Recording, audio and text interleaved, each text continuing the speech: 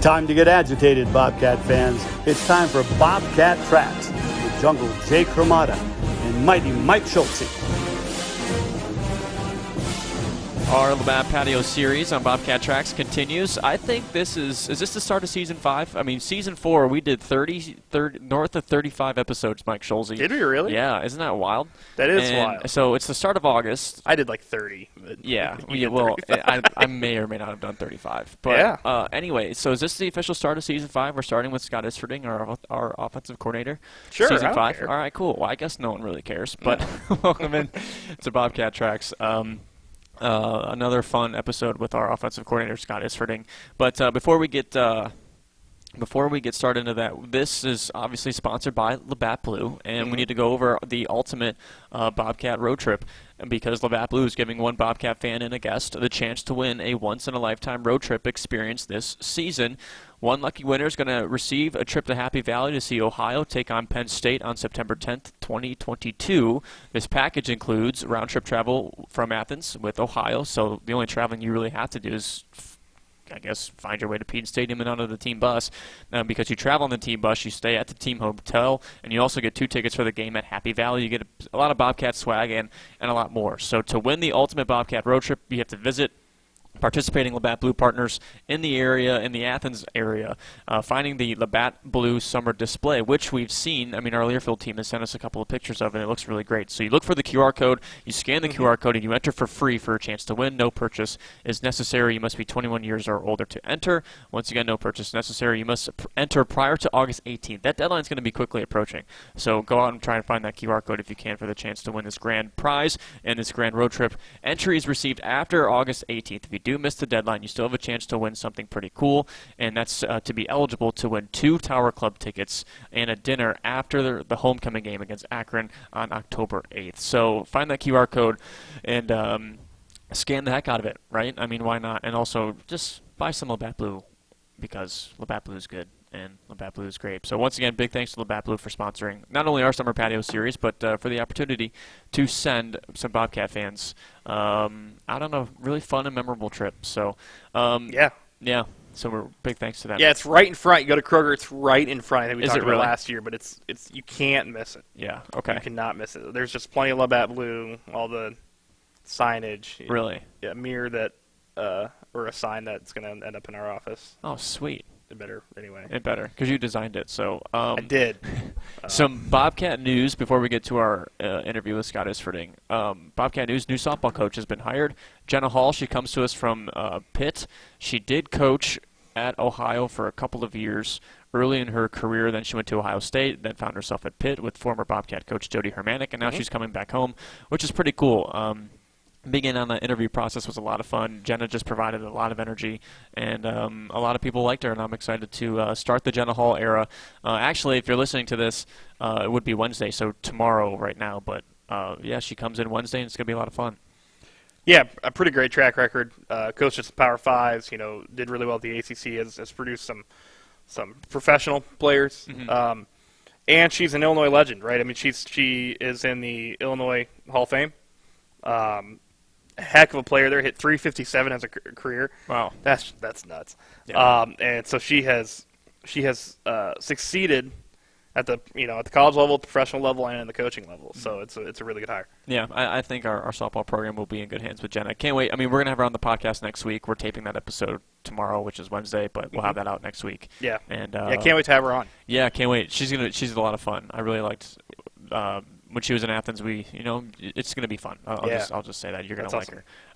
Anything else? I mean, Bobcat men's basketball going to Spain. Yep. We do talk about Ohio football in fall camp. That starts tomorrow, Wednesday again. But let's start with Spain and men's basketball. They're leaving today. The bus was literally parked when we were coming to Sook. So yeah, we'll be at football camp in the heat, but we're not mad about that or anything at all. But they are going to Barcelona. They are going to play the Spain select team. Okay. I don't know who that is. But Alabama's also playing the Spain select team. Oh, okay. That's fine. And then they are going to play a couple games in Madrid, also against the Spain select team. Okay. So a lot of work against Spain select. Yeah. a lot of these teams are professional players, high level players that have they put together teams they get paid a little bit to play. Our guys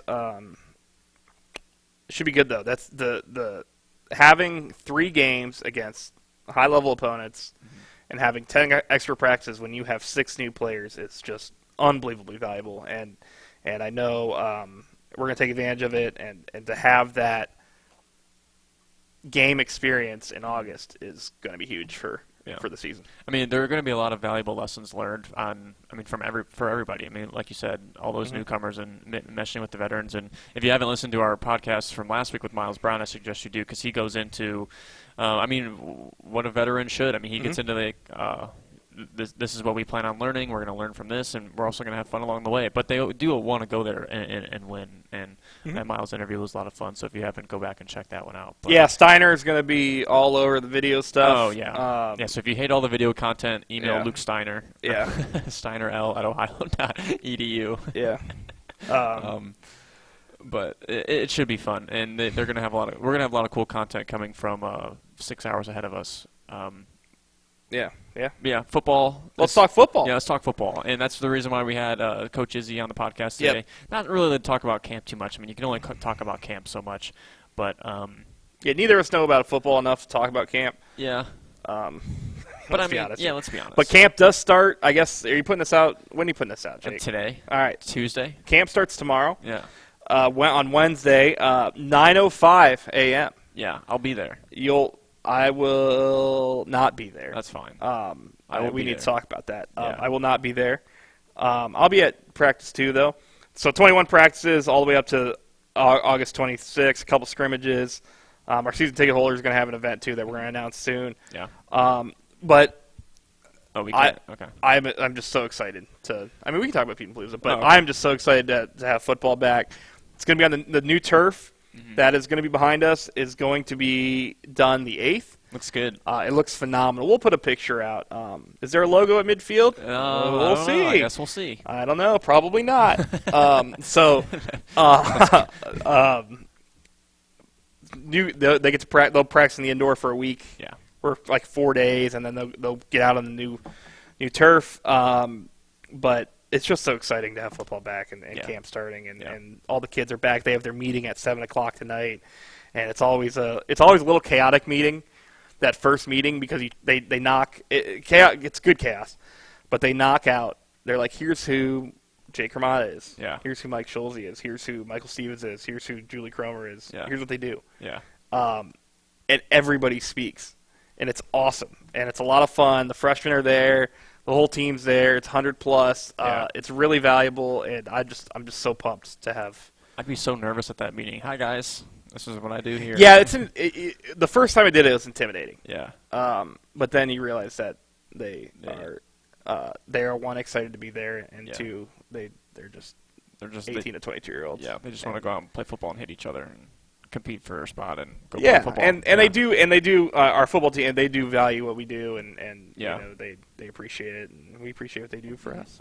So. Pete and Palooza, little bit of news there. That's on what, August 13th? I don't know. It's sometime. Yeah. But more info coming. Yeah, more info coming. But we can at least say this: we met with Bobcat Club today. We are going to record. Yeah, we are going to record another live podcast. But you are. Yeah, you won't. Yeah, you have a wedding. You have to go officiate a wedding. Yep. Which is hilarious. Minister Mike. Yeah, Minister Mike Schulze coming out.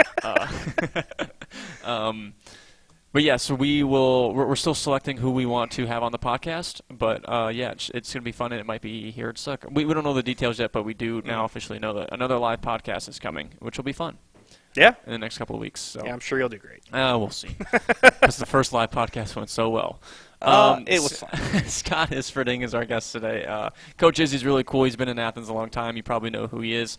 But I don't really know if he's really had an interview like this. So just in a podcast setting where we just sit back, relax, and theoretically open up a LaBatt Blue and enjoy it. So yeah, I'm a little.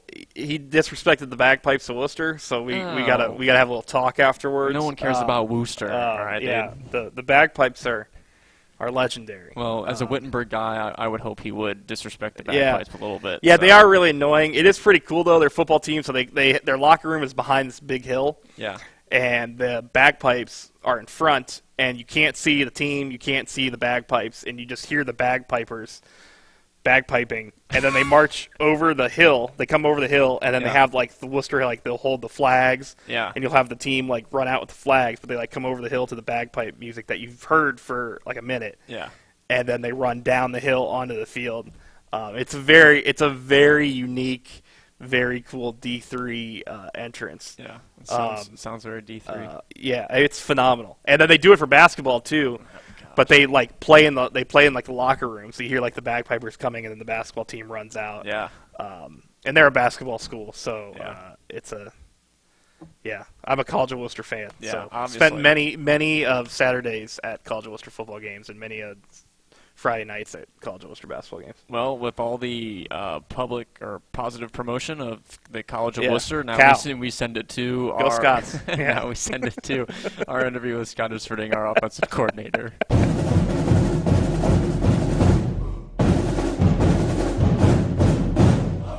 First things first, wow, the field looks beautiful. For all of our people that are watching on YouTube, we're not showing it to you, obviously, for that reason. But Coach, I mean, this just looks like it just gives more life to Peden Stadium. Nothing against the old turf, and what our crowd brings to the table. But, I mean, the turf in general just looks, just brings more life, it looks like, right? No doubt. So the beauty of it is awesome, but the thing that, as the coach, there's a pad underneath there. Yeah. And after being at a couple places that have the same turf that we are putting in, a couple of the big boys in our state, and being on it, I'm excited for our guys to kind of get out on it, because it's going to be a lot more forgiving. It's going to be a lot more, I don't know if cushion is the right word, but certainly a little easier on our guys. But, yeah, getting out on it, and obviously it is beautiful. Mm-hmm. Yep. That's awesome. I feel like it's going to be like Christmas morning when you guys are able to get out there and finally practice on it. That's a heck of a Christmas present. Like I said, our guys spent really the whole summer in the indoor, which is the first time that they've ever done that. That's a spectacular facility for us, too. But I think the boys, we might have to pull back on the reins. They may think we're playing FAU when we get out there the first time. Well, we'll have a camera there, so we will we'll make sure to be there when they see it for the first time. We don't want you pulling back the reins on it. We don't anyway. Yeah. I was gonna say it'd be funny to just see some guys like snow angels, but like turf that's right. That'd be great. But anyway, you guys start fall camp tomorrow. I'm sure you're ready and excited to finally get this thing going, right? It's got to be just you're kind of like caged, like behind a cage. You guys just want to go. No question. And football has changed at the Division I level so much over the years. This is, I think, my 18th or 19th year in the MAC. And when I first got in the MAC at another school, most of our guys weren't even on campus in the summer. Now they're all here. We are allowed to do more with them. There were guys, 15 years ago that you didn't see all summer. Now we see them all summer. But that doesn't take away from the excitement of getting out there and putting the pads on and being able to really coach every little thing. And it's also the relationships. I'm looking forward to tonight getting in my meeting room with my 5 quarterbacks that'll all be together, and you spend so much time together that it's kind of like the boys are back in town, what is that song? But I'm excited, and I think our guys are excited too. Speaking of the quarterbacks, Curtis Rourke returning, Parker Navarro. A little bit about them. Is it going to be 2 quarterbacks? Is there going to be a competition? What are you going to tell our fans about we'll start off repping 3, actually, with C.J. Harris. Okay. C.J.'s been here now a couple of years. Sure. With COVID, and he came in, unfortunately, mid-year and got a whopping 2 practices in, and then the whole COVID thing happened. So CJ's been here, and we're going to let those three guys duke it out for a little bit. You can't get three quarterbacks ready. Heck, it's hard to get two quarterbacks ready. Right. But all three of those guys have earned that opportunity, and then we'll get it down to two. And obviously Curtis has been here, has been started games the last 2 years, has done a lot of great things for us. Parker is a talented young man coming off of a little bit of an injury in spring at UCF, but went through a coaching change and all the things that are the positives of the transfer portal, right, especially at the quarterback position, are there for Parker. And it wasn't that we didn't feel good about Curtis and CJ, but you need to have five quarterbacks. Most teams have at least five. Most have five scholarship guys. We've got four, and then Caden Beeler, who's been here as a walk-on for a couple of years, and excited for his opportunities as well, along with Callum Wither, who that rounds out our room. Wow. But Parker will bring a little bit of knowledge of a different offense, but when he went to the Gus Malzahn offense there at UCF, it just wasn't who the offense he wanted to be in, and he fits us really, really well. So I'm excited to get all those guys out there and see what they all can do. Yeah, the transfer portal, that's why the transfer portal is a good thing, right? You hear a lot of negative about the transfer portal, but somebody like Parker who just doesn't fit the offense anymore, needs a fresh start, it's perfect for him, and that's the good of that transfer portal. I think, you certainly can argue this, and coaches certainly do, and football fans certainly do. But I think for the most part, the transfer portal is a good thing. And there's an argue it's always a good thing. Well, I think that sometimes 18, 19, 20-year-old young men don't make the right decision. Sure. And hey, it's also, we don't always make the right decision in recruiting. Right. Hey, we thought this guy was going to be good enough. He's not. Or for one reason or another. And so then that young man has a chance to go someplace. And hey, I was a Division III football player, and I loved every second of playing. But whatever level you get to play at, hopefully you get a chance to play. Right. And that's what the transfer portal has allowed.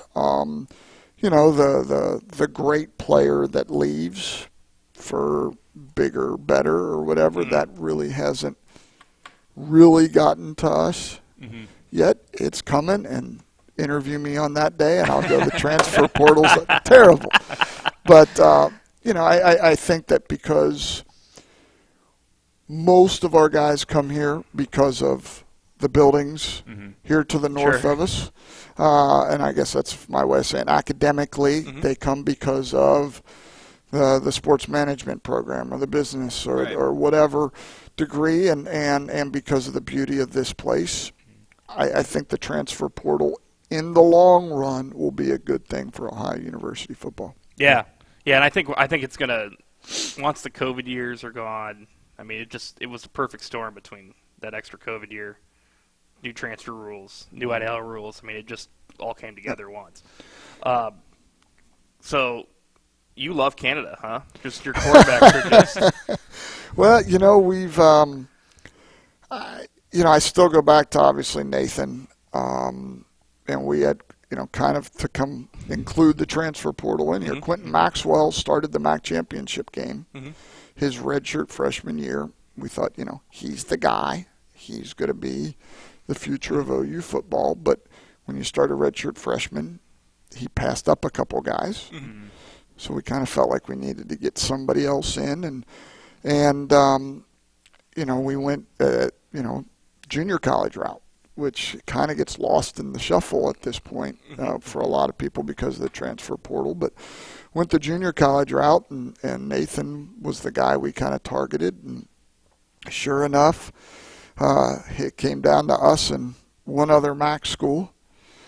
We won, and we won for the next 3 years Yeah, with big. him. Yeah. And I remember his brother Curtis came and did a camp going into his junior year, which in Canada the junior/senior year. But and he did a nice job, but nothing that I thought was going to be a scholarship player. Well, he grew tremendously. He matured physically, and honestly, it was kind of a let's just make sure we're not screwing up. You know, on the younger brother of our all-star quarterback. And I went up to see him throw. Oh my gosh. And so then all of a sudden there was another Rourke who happened to be Canadian. And then Cal was, kind of in that COVID deal where we really weren't able to go out and see quarterbacks. And he had done some really good things at a kind of a cool team up in Canada that comes down to the States and plays 11-man football. And he had done some really nice things there. Really loved his film, and he's a work hard type guy. And so we've like we said, LaBatt's LaBatt's abound, and Tim Hortons and all the other Canadian Brian Adams and Shania Twain have to play in the meeting room all the time. Yeah, that's awesome. That is so awesome. he played American football in high school. Yes. Is it a big challenge to recruit Canada when they're playing Canadian football? There's definitely a difference as I'm relearning watching Nate on ESPN Plus every week and going, what the heck was that? There's a lot of guys running around before the snap. But, Nathan had been in a junior college in the States, and prior to that had been in a high school his senior year in the States. Yeah. So he had 2 years of Americanized football. And Cal playing, like we just mentioned, Curtis was the one that didn't. He played Canadian football through his high school. And, boy, Coach Rudolph, who coached in the CFL and Grey Cups and all that, would maybe bust me right here. But I believe there's a rule that if a play ends and the clock is running, let's say the play ends with 5 seconds and then it goes to 0, you get another play in the CFL. Right, okay. Obviously, that's not the case down here. And I remember Curtis going, oh, well, that's good to know, because we were doing a 2-minute drill. And I said, well, yeah, buddy, that's good. That would suck to end the game, him standing out there with 5 seconds left. I'm glad that happened on a practice, not in a game. But that's funny. There's definitely differences, but the quality, there's there are some really good football players up in Canada, as we've had on our team at other spots, running back and some other spots. So it's the football up there is definitely improving. And has improved over the last 15, 20 years. Yeah, I sat in a car with Curtis for 3 hours on the way to media day, and we talked about the 1-point rouge a lot, and how, you touch back, right? Yeah. Yep. If you got to boot it out of the end zone or get it out of the end zone, or it's 1 point for your team. We turned on the latest game with Nathan. The BC Lions were playing Saskatchewan, and when we turned it on, it was 1-0. And my 11-year-old son goes, "Dad, how the heck's it 1-0?" Okay, buddy. Don't worry about it. That's so. Yeah. So you watch Nathan every week? I have seen something of every game. I can't, some of those 10 o'clock games. I'm getting old. I don't make it to 12, but have watched a big chunk of them. He's been unbelievable this He year. really has. I'm proud of him. I think that the whole COVID thing affected a lot of people in a lot of ways. I think it was a very unfortunate timing for him. But be careful what you wish for, I guess. It's obviously ended up being pretty good now, and he's taken advantage of it. And all the things that we loved about him here, obviously his talent, but his work ethic, and you can just see how, he's put himself in that position because he is talented, but more so because he works his butt off. Yeah. He threw the coolest touchdown last week. Do you see that? No, I didn't. He threw it through the Oh, he threw it through the uprights. Yeah. Because Oh, the really? uprights sit Oh, yeah, on 'cause the it's goal in the line. field, yeah. It's old school. So he threw it through the uprights, diving catch, beautiful ball, right? And it Yeah. just kind of snuck over the bar, and it was awesome. And something you can't have in American football. Yeah. It was awesome. Yeah. Yep. Yeah, he's been awesome to watch there. You got a question? This may be. I don't know if it's a dumb question because obviously Nathan was so special here. But was he probably the best quarterback you've ever coached? Oh, man. Well, you're putting him on the spot yeah, I know. there. Yeah, I know. you know, I mean, he was 3-time All-MAC. Yeah. That's why it might have been a dumb question. You know, I think, I would say he's the best. I've had the great fortune of coaching some really good ones. You know, heck, so my second year coaching, I was at Fort Hays State University, a Division II school out in the middle of Kansas. And I coaching a young man by the name of Sean Bear, Yeah. who we had a really, really talented team. We won the league that year, Division II, the Rocky Mountain Athletic Conference. and Sean ended up being a first-team AP All-American. And it was my second year coaching, and I'm like, this is easy. I am a guru.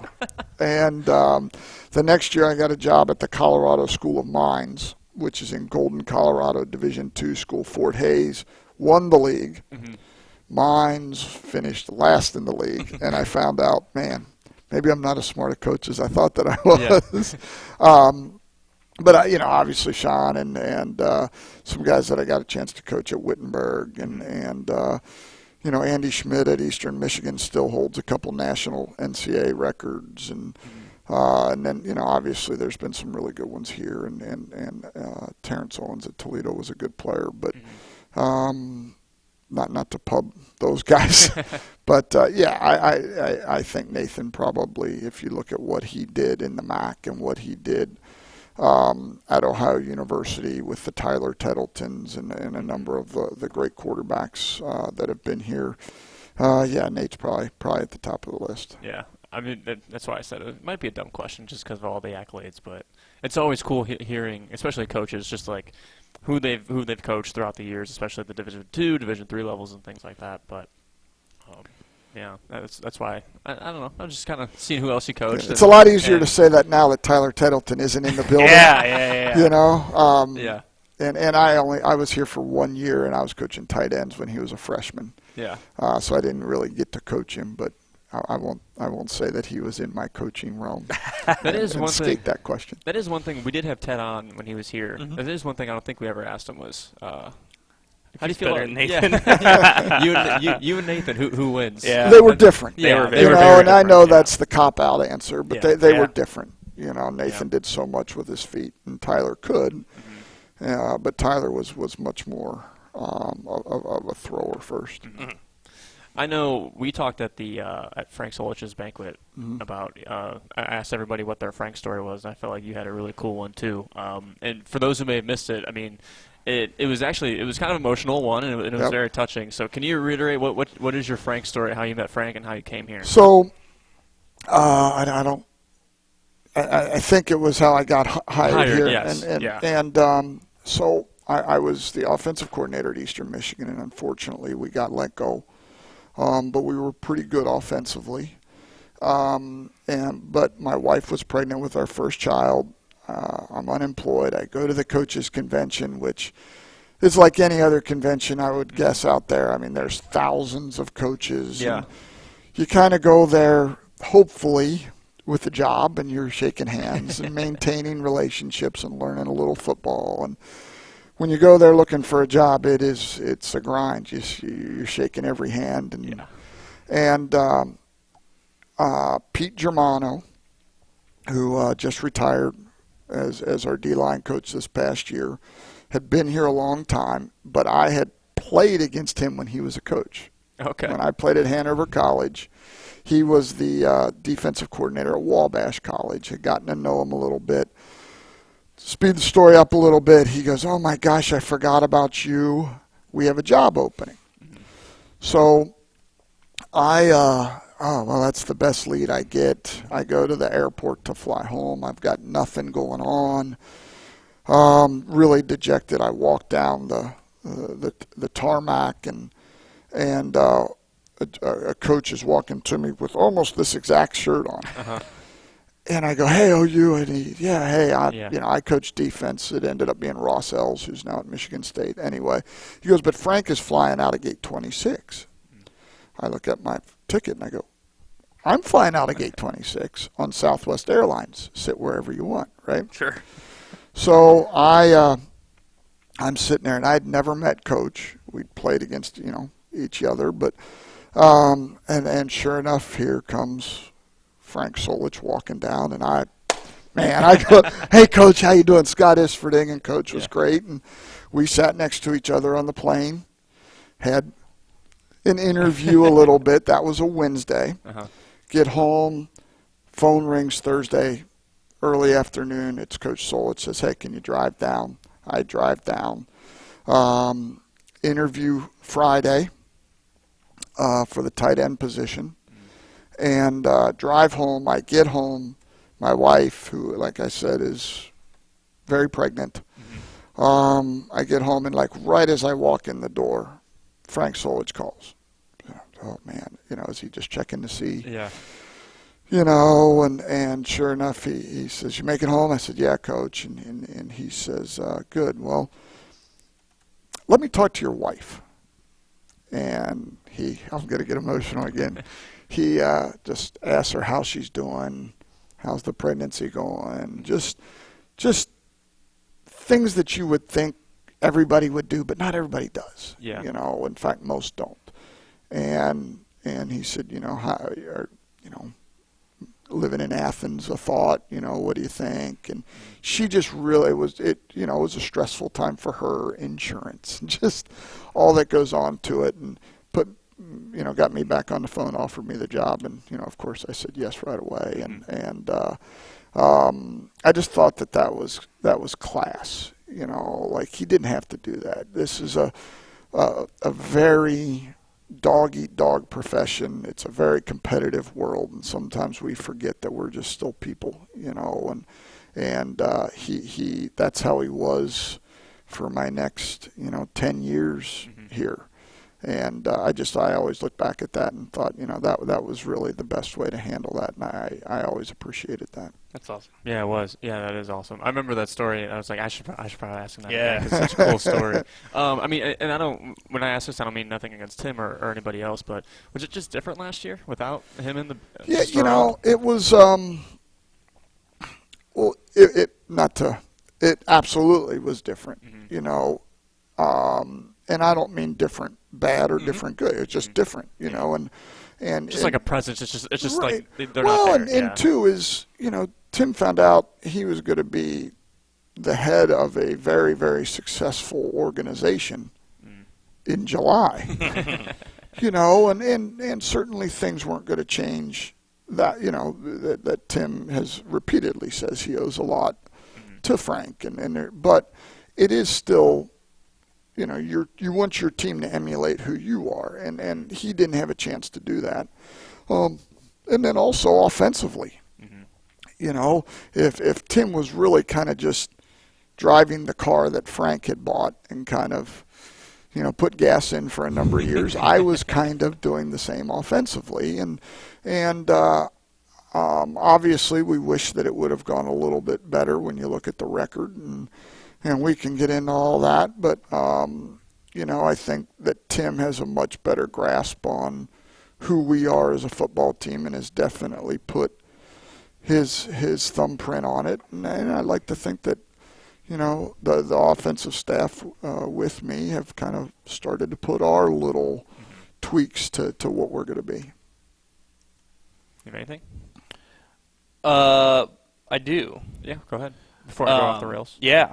So, what's the biggest difference in your current role, as coach than coaching a position? Good question. I think that my first time as an offensive coordinator was at Wittenberg University under, I'll say it, he'll probably give me a hard time for saying this, a legend, Joe Fincham, and I bring his name up because he's an OU Bobcat, Oh, yeah. He's a former legend. captain. As good a coach, if not the best coach that I ever coached with.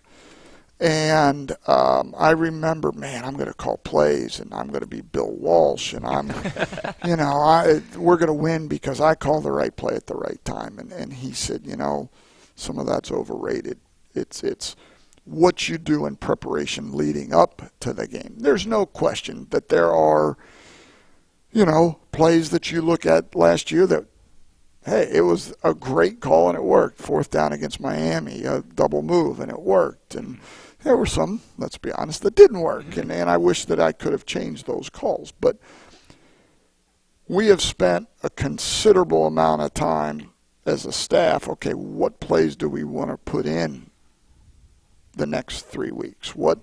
When do we want to put them in? How do we want to put them in? Are we utilizing our players the best? Are we, does this play work off of this play and all that?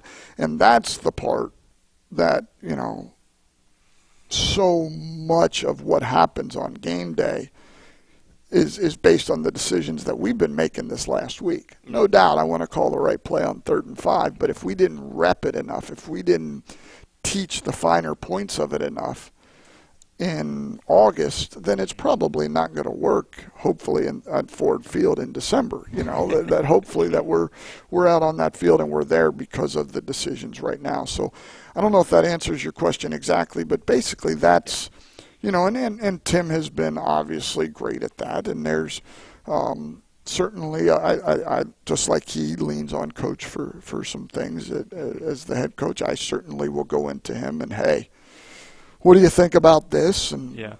And but that's probably the biggest thing is having, the role of making those decisions as to how we organize things offensively. And then obviously game day is a little different, but Tim was great. I always had a little bit of a say, and we do things as a group. So Coach Rudolph, Alan Rudolph, he's unbelievable. He really is as good as there is in the business, and we certainly lean on each other. Mm-hmm.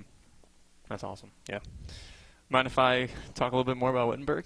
Sure. Yeah. I just hear. I mean, it was such a. I do have a source, and I'm sure you'll probably guess who the source is. But he said a lot of the times the Worcester games were just like Ohio Miami. I mean, you guys were always just going.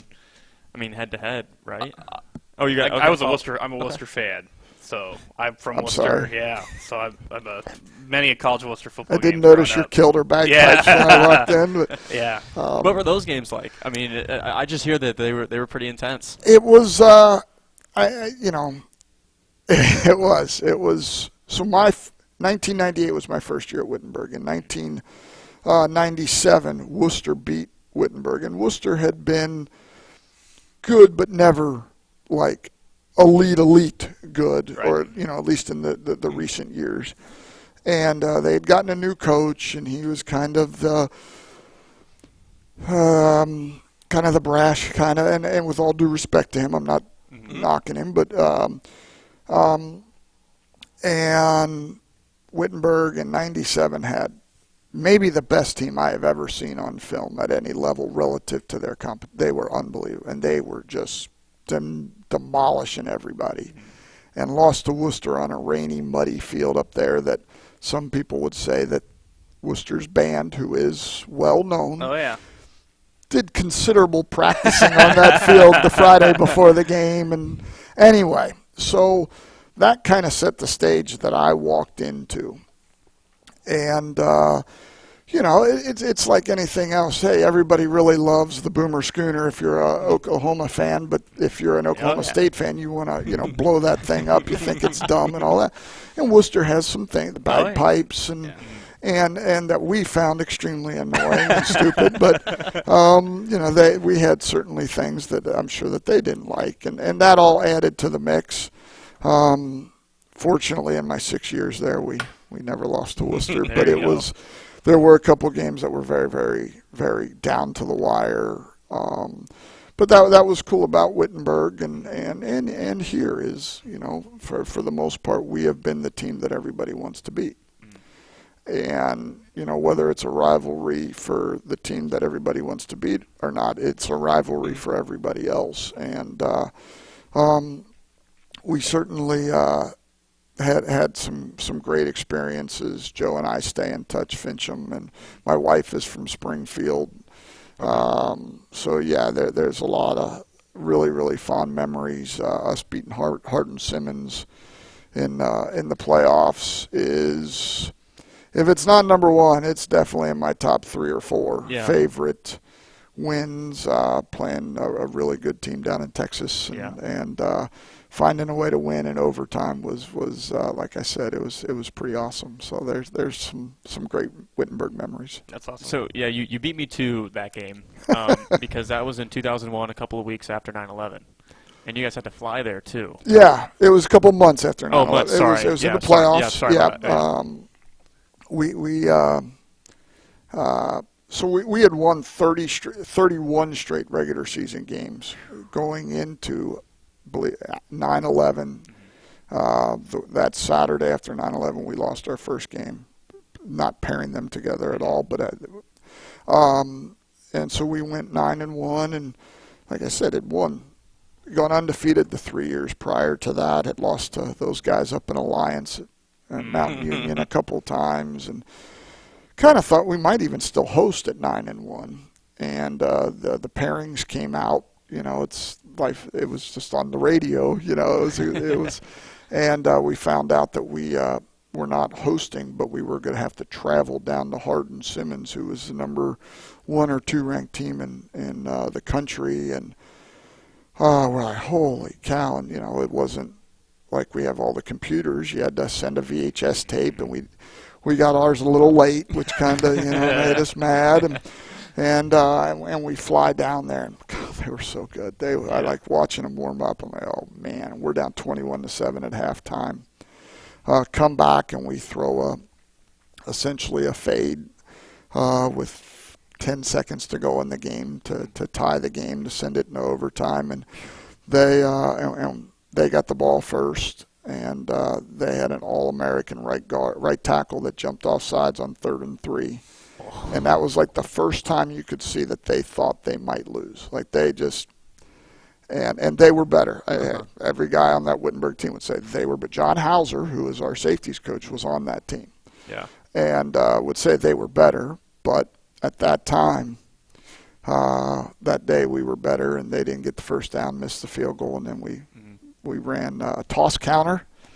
That went for about 15 yards and got the ball in the middle of the field, kicked it, and celebrated for a trip back. Won the next week against Thomas More, which is in northern Kentucky up by Cincinnati, and then those stinking guys up in Alliance got us again. Oh. But it was great because we really weren't supposed. Nobody gave us a chance, and we felt a little disrespected, and. There's something about a team that feels a little disrespected sometimes that look out for. Mm-hmm. How has Mount Union sustained that success at that level for that long? As a coach, I'm going to throw Larry Karras is obvious, who's retired and done great things there. They got a great location, which at any level, but especially the Division III level, they're just outside of Canton, Akron, Cleveland, Columbus, Pittsburgh. And that's one of those things, once they got it rolling, it's been pretty hard to stop.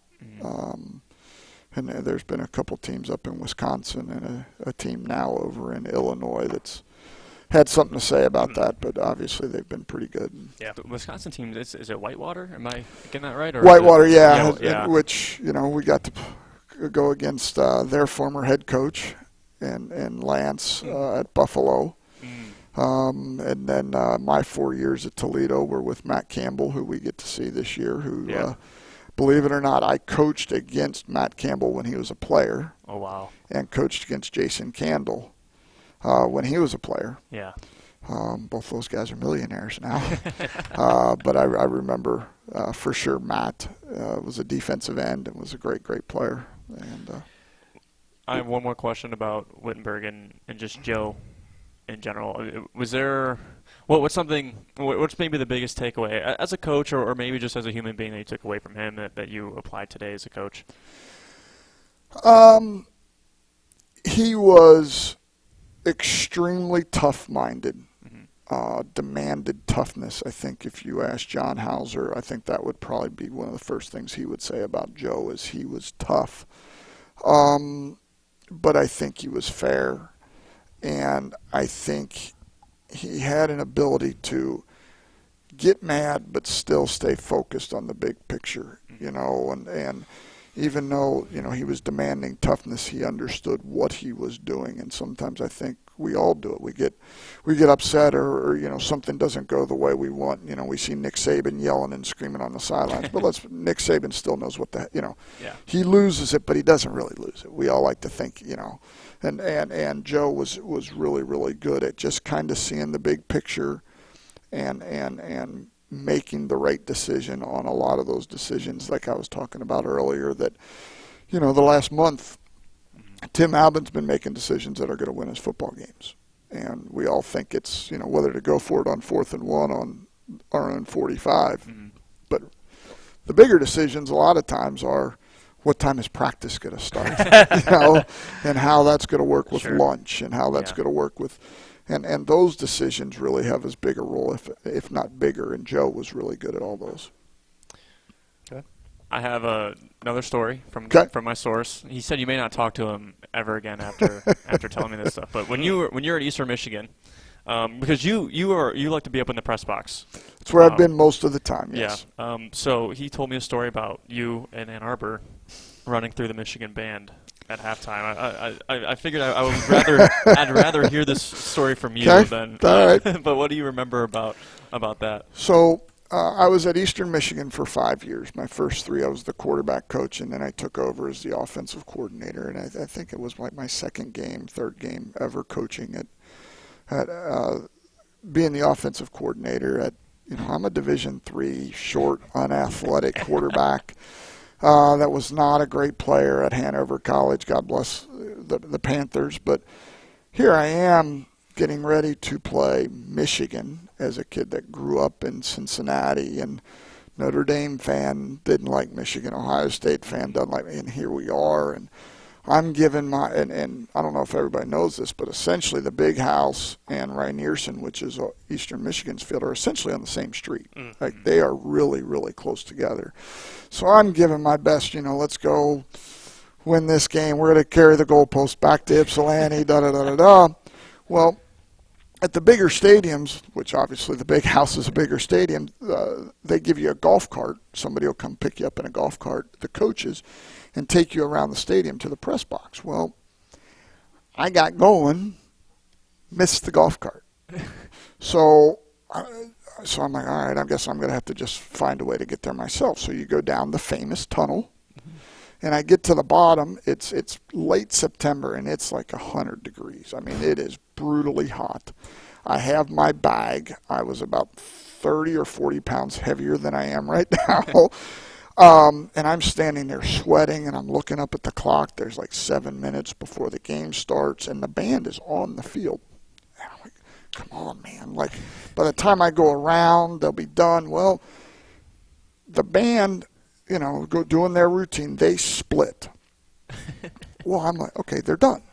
So I run across the 50-yard line in the Big M and up through the stands and get up to where the elevator, and I get up there, and the other coaches are up there, and they're going, man, that was awesome. I can't believe you did that. That was awesome. And I'm like, what are you guys talking? And I'm sweating, and I'm trying to get my stuff ready. And what are you guys talking about? And they're like, dude, the band split, and you ran right through the middle of them, and 100,000 people booed you for running through the middle. I had no idea. But, so I've been booed by over 100,000 people. Yeah, not many people can say that. No, I hope that nothing will get to you now. I hope there's a lot of booing up at Penn State this year. But that was we hung in there. It didn't go well for the Eagles in the end, but that's my Michigan story. Yeah, that's awesome. That is funny.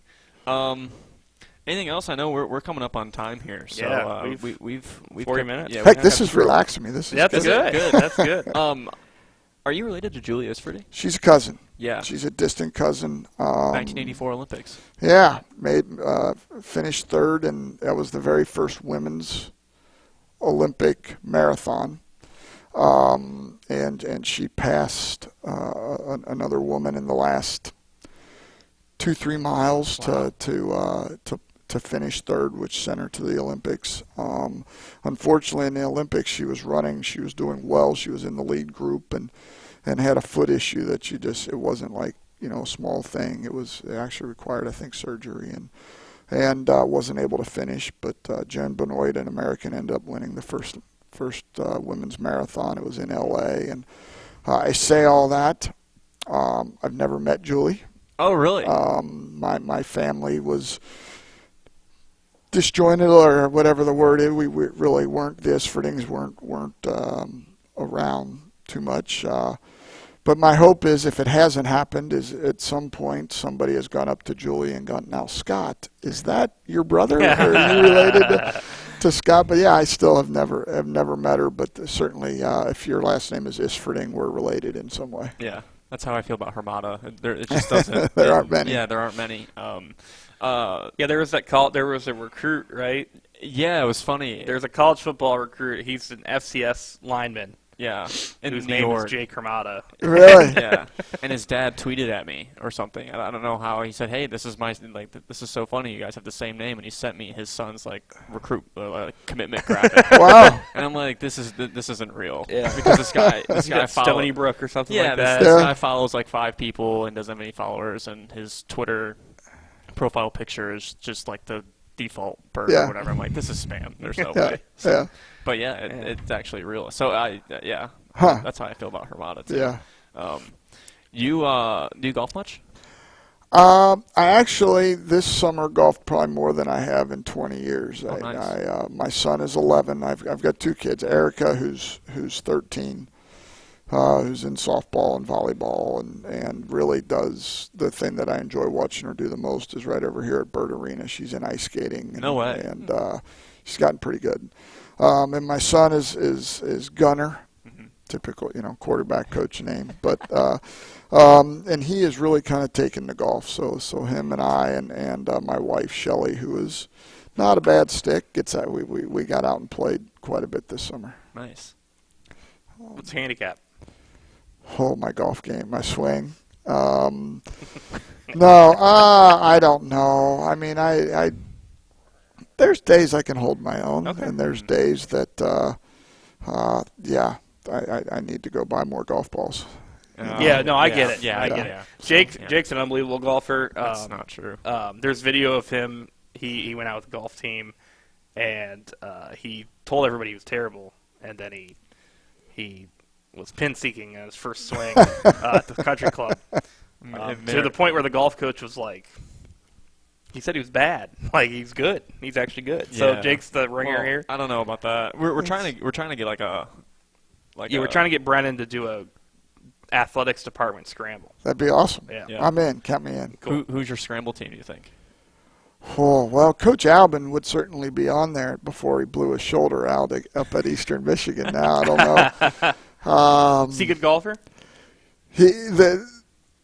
When he wasn't the head coach and had a little bit more time, there were definitely he was pretty good. Mm-hmm. I don't know how good he is today, and I don't know that he's going to be getting out there very much anymore. But back to who do you think your scramble team is then? Oh man, because I think this is realistic. This might happen. Okay. Oh man. Well, so are we picking football staff or are we the whole department? Because obviously I'm going to go with our golf coach, who is a Wittenberg alum. Sure. Yes. Yeah. Little known fact that 1 year I was the golf coach at Wittenberg University. Oh. No way. And they went on. It's all because of me. Sure. That 7 or 8 years later, they won the national championship. You said that there's no doubt. Right? I deserve a ring. Yeah. Brennan was on that team. Yeah. Yeah. So I would say it would start with him. And then, I might go with Joel just because to see a big wrestling coach out there, I think he would be a lot of fun in a scramble. He would be a lot of fun in a scramble. And you know, if whoever the best women's golfer is, because a lot of times, like I play with my wife and she'll outdrive me on some holes because she gets that advantage. So I think there's, you know, diversity within our group, a wrestling coach, a football coach, you know, and that somewhere in there is my team. Well, maybe when Joel listens to this. And you. Oh yeah, thank you. I can be a sub or something. Just like, hey, I need a sub for this hole. I'm good on that one par 3 and that's it. Yeah, something like that. Hey, it takes sometimes that's the one. Well, hey, if Joel listens to this, maybe he'll take you out water skiing out on the Ohio River because he's a big water skier. Oh yeah, we now know. Yeah, so we're awaiting official footage. He's yet to. Whew. But his wrestlers, they all came at us on Twitter. They're like, he's actually a good water skier. I don't know why. Really, I would like to see that. Yeah, I would. Well, Coach, he's impressive. Yeah, he is. Well, thanks so much for your time. No, we really thank appreciate you. it. And hopefully, fall camp and everything goes well, and we'll see you throughout the year. We're excited. Thank you, and thanks for everything you guys are doing. And in a social media age that we're in, you know, we really appreciate all this, and it helps from fans to recruiting to just. People getting to kind of know us is not the meathead guy that everybody yells at up in we run it up inside too often. Sure. You know? Thanks, Coach. I appreciate it. Thank you. Thanks, Coach. Once again, big thanks to Coach Izzy for his time. A great interview, of course. And honestly, I don't really know when our LaBatt Blue Patio series is going to wrap up. I'd imagine with fall camp coming and everything, and now we're starting season 5. We're still going to promote the heck out of the Ultimate Bobcat Road Trip. But we may just return to BobcatTracks with all the student athletes coming back, and I don't know, maybe in the future we'll do some more with LaBatt Blue. But it was a we're definitely gonna do some more with LaBatt Blue. Yeah, well, at least podcast wise. Sure. That's what I meant. But anyway, big thanks to Coach Izzy. Our next episode is going to be Jenna Hall, our new softball coach. Hopefully you enjoyed the episode today, and with that, all right, goodbye. See ya.